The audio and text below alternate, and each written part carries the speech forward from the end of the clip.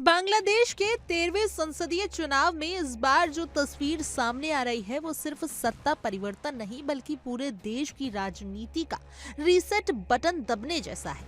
मतगणना के रुझानों और घोषित नतीजों के बीच बांग्लादेश नेशनलिस्ट पार्टी यानी बीएनपी ने ऐसा तूफानी प्रदर्शन किया कि ढाका से लेकर दिल्ली तक हलचल तेज हो गई। सबसे बड़ी बात यह है कि बीएनपी के प्रमुख चेहरा तारिक रहमान की जीत लगभग तय मानी जा रही है और पार्टी ने चुनाव में 2/3 बहुमत की ओर बढ़ते हुए बम्पर बढ़त बना ली है। इसी बीच भारत के प्रधानमंत्री नरेंद्र मोदी ने तारिक रहमान को जीत की बधाई देते हुए कहा कि ये जीत जनता के भरोसे और विश्वास को दिखाती है। मतदान खत्म होने के बाद जैसे ही वोटों की गिनती शुरू हुई, शुरुआती रुझानों में ही साफ हो गया था कि मुकाबला एक तरफा होता जा रहा है। पहले 2 सीटों के रुझान आए, फिर 4 सीटों पर संकेत मिले और उसके बाद आंकड़े तेजी से बीएनपी के पक्ष में झुकते चले गए। कुछ ही घंटों में बीएनपी 32 सीटों पर आगे दिखी, फिर 50 सीटों पर बढ़त, फिर 98, फिर 78 और फिर यह आंकड़ा 115 तक पहुंच गया। इसके बाद जैसे जैसे नतीजे आते गए, तस्वीरें और भी स्पष्ट होती गई कि इस बार बांग्लादेश में सत्ता की कुर्सी पर बीएनपी की वापसी तय है। तारिक रहमान इस चुनाव में सिर्फ पार्टी के चेहरे नहीं रहे बल्कि खुद मैदान में उतरकर उन्होंने बड़ी राजनीतिक चाल चली। उन्होंने ढाका 17 और बोगरा 6 सीट से चुनाव लड़ा और दोनों सीटों पर जीत हासिल की।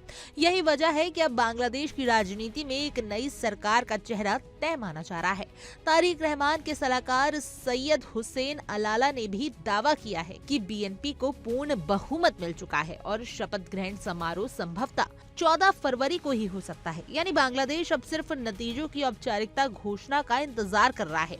इधर चुनाव में जमात इस्लामी को भी अच्छी संख्या में सीटें मिलने की बात सामने आ रही है। जमात प्रमुख डॉक्टर शफीकुर रहमान ने भी बयान दिया कि अगर मौजूदा रुझान जारी रहता है तो पार्टी चुनाव परिणाम स्वीकार करेगी। उन्होंने कहा कि अभी निष्कर्ष निकालना जल्दबाजी होगी, लेकिन जनता पर भरोसा है और देश हित उनकी प्राथमिकता है। इस चुनाव में कुछ ऐसे नतीजे भी आए जिन्होंने राजनीतिक माहौल को और ज्यादा गर्म कर दिया। ढाका 11 सीट से नेशनल सिटीजन पार्टी यानी एनसीपी के संयोजक नाहिद इस्लाम ने 2000 से ज्यादा वोटों से जीत दर्ज की। जहां एक तरफ बीएनपी का बहुमत भारी नजर आया, वहीं दूसरी तरफ कुछ सीटों पर नए चेहरों ने भी चौंकाने वाली एंट्री मारी। यही नहीं, वोट की गिनती के बीच एक और अहम खबर सामने आई कि बांग्लादेश में एक हिंदू उम्मीदवार ने भी जीत दर्ज की ली है।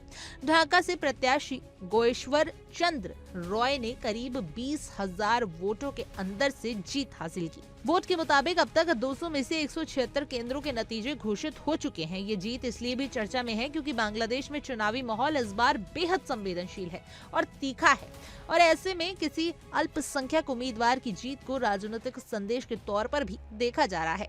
चुनाव के दौरान और नतीजों से पहले अवामी लीग ने भी बड़ा हमला बोला है। पार्टी ने इसे तथाकथित चुनाव बताते हुए दावा किया है कि यह सुनियोजित नाटक है। शेख हसीना की पार्टी ने ट्वीट कर कहा कि अवामी लीग की भागीदारी के बिना कराए गए इस चुनाव में जनता के मतदान अधिकार और लोकतांत्रिक मूल्यों की अवहेलना हुई है।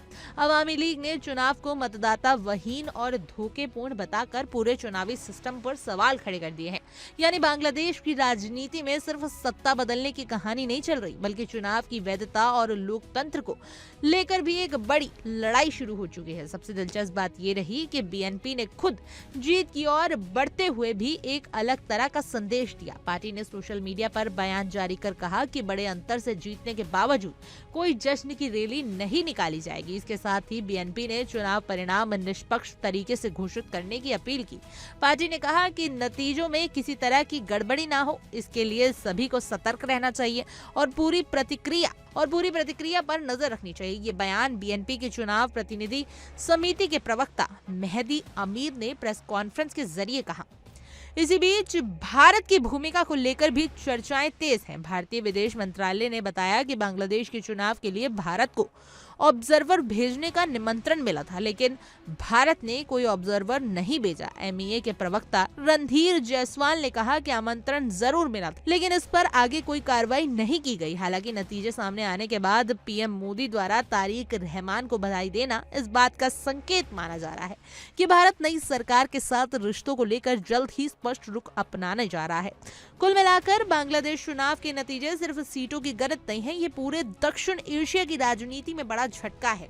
जमात की मजबूत मौजूदगी, अवामी लीग का चुनाव को नकारना और भारत की प्रतिक्रिया, इन सब को मिलाकर बांग्लादेश की राजनीति को एक नए मोड़ पर लाकर खड़ा कर दिया है।